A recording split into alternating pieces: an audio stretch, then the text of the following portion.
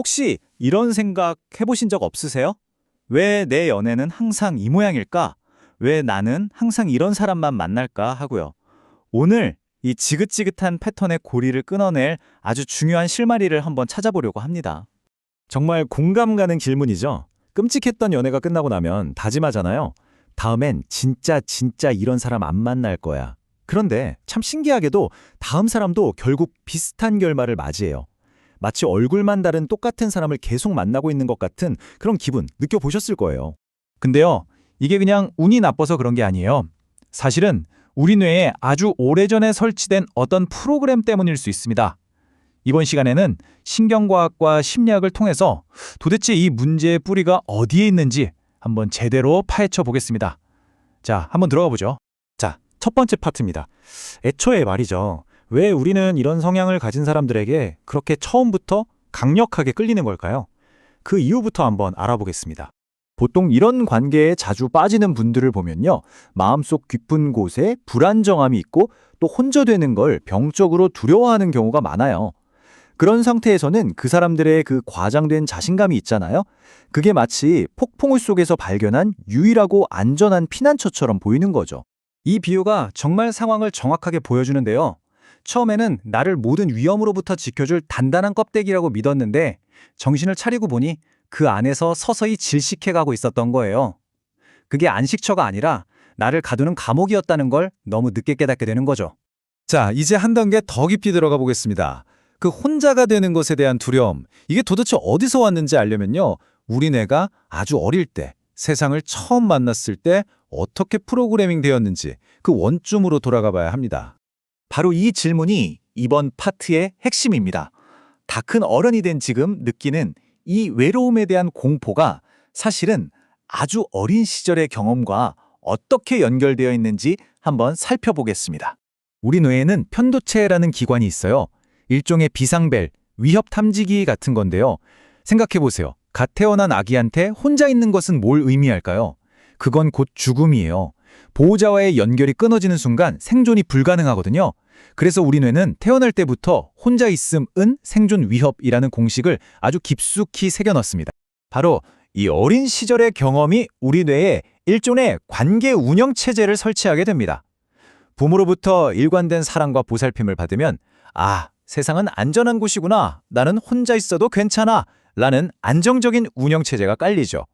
하지만 보살핌이 예측 불가능하게 줬다 뺏었다 하는 식이었다면 세상은 믿을 수 없는 곳이고 나는 혼자 있으면 큰일 나! 라는 불안정한 운영체제가 뇌에 각인되는 겁니다.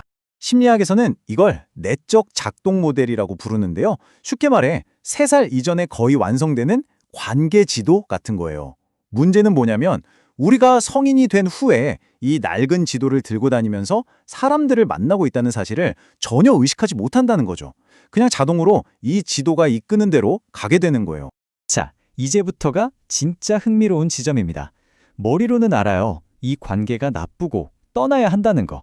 그런데 왜 몸은 도저히 움직여지지가 않는 걸까요?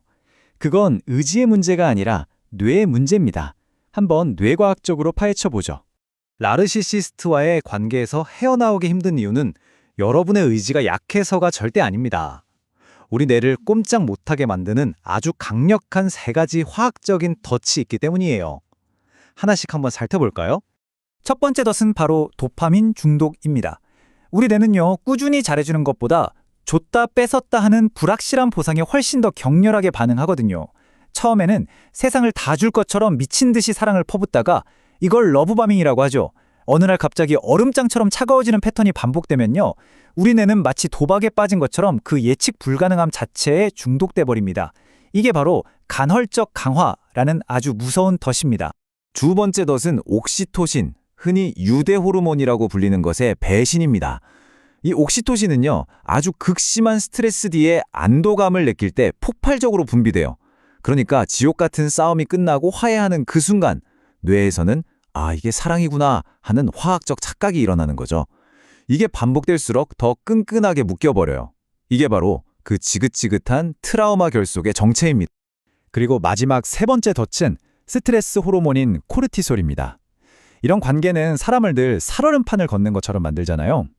이 만성적인 스트레스가 코르티솔 수치를 계속 높게 유지시키면요, 우리 뇌에서 이성적인 판단과 계획을 담당하는 CEO, 즉 전전두엽의 기능이 말 그대로 마비돼 버립니다. 그러니 떠나야 한다는 합리적인 결정을 내리는 것 자체가 거의 불가능해지는 거죠. 자, 그럼 어떻게 해야 할까요? 뇌가 이렇게 프로그래밍 되어 있고 화학물질에 중독되어 있다면 그럼 그냥 평생 이렇게 살아야 하는 걸까요? 절대 아닙니다. 희망은 분명히 있습니다. 이제 이 악순환의 고리를 어떻게 끊어낼 수 있는지 그 해결책으로 넘어가 보겠습니다. 그 희망의 이름은 바로 신경가소성입니다. 이게 뭐냐면 우리 뇌는 굳어있는 콘크리트가 아니라 계속 변하는 찰흙 같아서 평생에 걸쳐 새로운 길을 만들고 스스로를 바꿀 수 있는 놀라운 능력을 가지고 있다는 거예요. 즉, 여러분의 뇌는 변할 수 있습니다. 뇌의 신경회로를 고속도로에 비유하면 이해하기 쉬워요. 지금까지는 혼자 있으면 위험해 라는 낡고 좁은 길로만 자동으로 달려왔던 거예요. 이제 우리가 할 일은 뭐냐? 그 옆에 혼자 있어도 괜찮아, 평화로워 라는 새로운 왕복 8차선 고속도로를 의식적으로, 반복적으로 이용하는 겁니다. 계속 사용하다 보면 어느새 그 새로운 길이 나의 주된 고속도로가 되는 거죠. 그래서 진짜 핵심은 이게 아닙니다. 어떻게 하면 다음엔 좋은 사람을 만날까? 이 질문은 틀렸어요. 진짜 해결책은요, 나 자신과의 관계를 바로 세우는 거예요. 즉, 다른 사람이 없어도 나 혼자 있는 시간 동안 스스로 안전하고 온전하다고 느끼는 법을 배우는 것. 이게 유일한 길입니다. 자, 이제 마지막 파트입니다.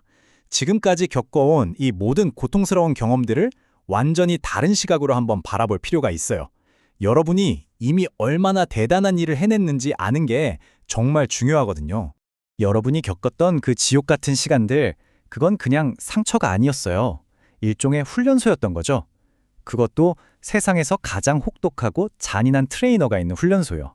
생각해보세요. 관계가 적당히 나빴다면 그냥 타협하고 살았을지도 몰라요. 하지만 너무나 끔찍했기 때문에 이건 아니다, 이렇게는 더 이상 살 수 없다고 외칠 수 있게 된 거잖아요. 이걸 꼭 기억하셔야 해요. 여러분은 그 힘든 시험에서 이미 살아남았어요. 그 불길 속을 스스로 걸어 나올 만큼 여러분은 이미 충분히 강하고 용감한 사람이라는 겁니다. 살아남았다는 것 자체가 그 증거예요. 그러니까 이제 남은 질문은 딱 하나입니다. 그 지옥을 통과하면서 얻게 된 엄청난 힘과 용기를 가지고 이제 앞으로 무엇을 하시겠습니까? 그 힘을 이제는 온전히 당신 자신을 위해 쓸 차례입니다. 마지막으로 이 문장을 꼭 가슴에 새기셨으면 좋겠습니다.